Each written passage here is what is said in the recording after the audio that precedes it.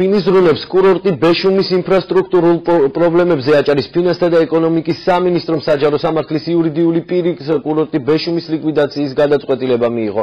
ამ დრომდე კურორტის მოვლა პატრონობასა და დაცვაზე ზუსტად ეს ორგანიზაცია ზრუნავდა. რა გახდა გადაწყვეტილების მიღების მიზეზი და შემუშავდება თუ არა კურორტის მოვლის ალტერნატიული ვერსია დროს რეპორტაჟი.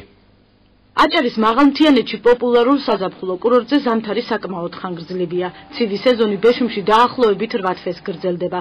ზღვის დონიდან 2000 მეტრზე მდებარე კურორტზე თოვლის საფარი ზამთარში 4 მეტრს აღწევს.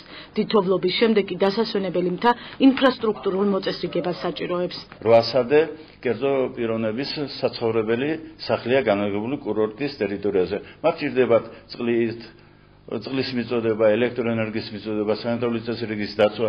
ბეშუმის ინფრასტრუქტურის მოვლასა და დასუფთავებაზე აქამდე აჭარის ფინანსთა და ეკონომიკის სამინისტროსთან არსებული საჯარო სამართლის იურიდიული პირი კურორტი ბეშუმი ზრუნავდა. სამსახური, რომელიც ტექნიკური პრობლემების მოგვარებასთან ერთად კურორტზე არსებული კერძო ქონების დაცვაზეც იღებდა პასუხისმგებლობას, უკვე ლიკვიდირებულია. სეზონის დაწყების პერიოდში ვაწესრიგებდით შიდა ელექტრომეურნეობას, რომ ენერგოპროს ჩაერთო შუქით წელს კურორტზე. ვახორციელებდით სანიტარულ დასუფთავებას წლის განმავლობაში რამოდენიმეჯერ. მთელი ზამთრის განმავლობაში, აპრილის განმავლობაში, როცა იქ სადაც სახლის მებატონეები არ არიან და კურორტზე არავინ არ არის, ჩვენ დარაჯები გვყავს, რომელიც ყოველი თვის განმავლობაში, ყოველ თვეში იცვლებიან როლიგაცი მორიგეობენ, რომ როცა არ მოხდეს ფურძობა. საჯარო სამართლის იურიდიული პირის კურორტ ბეშუმის გაუქმების გადაწყვეტილება რეგიონის პირველმა ფინანსისტმა მიიღო.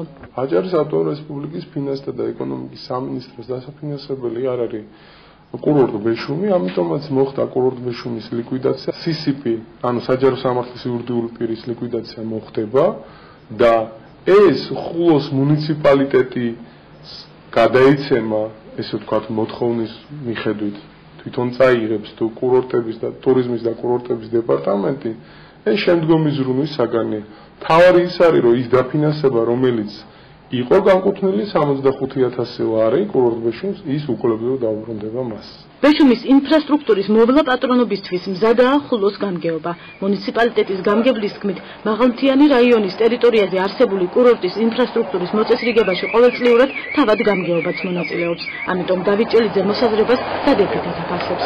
თუ ეკონომიკის სამინისტრო გააუქმებს და ლიკვიდაციას გაუკეთებს, ეს უნდა გადმოეცეს ხულოს მუნიციპალიტეტს, შესაბამისად ხულოს მუნიციპალიტეტი შექმნის ადმინისტრაციას, რომელიც შემდგომ ყოველწლიურად ამ ინფრასტრუქტურულ ობიექტებს მოუვლის. საჯარო სამართლის იურიდიული პირი კურორტი ბეშუმი აჭარის ფინანსთა და ეკონომიკის სამინისტროს ბაზაზე 2006 წელს შეიქმნა. მისი ფუნქცია კურორტის განვითარება და მოვლა პატრონობა იყო, რისთვისაც სამინისტროსგან ყოველწლიურად 65,000 ლარი ერიცხებოდა. ამ ეტაპზე საჯარო სამართლის იურიდიული პირი კურორტი ბეშუმი მხოლოდ 3 კილომეტრამდე სიგრძის ღობისა და სავაჭრო ცენტრის მფლობელია, რომელიც გასულ წელს აშენდა. რაც შეეხება ტერიტორიას, მისი ნაწილი კერძო სამართლის იურიდიულ პირს, ხულოს კომუნალურ მეურნეობას, ნაწილი პროფკავშირებს, ნაწილი კი ფიზიკურ პირებს ეკუთვნით.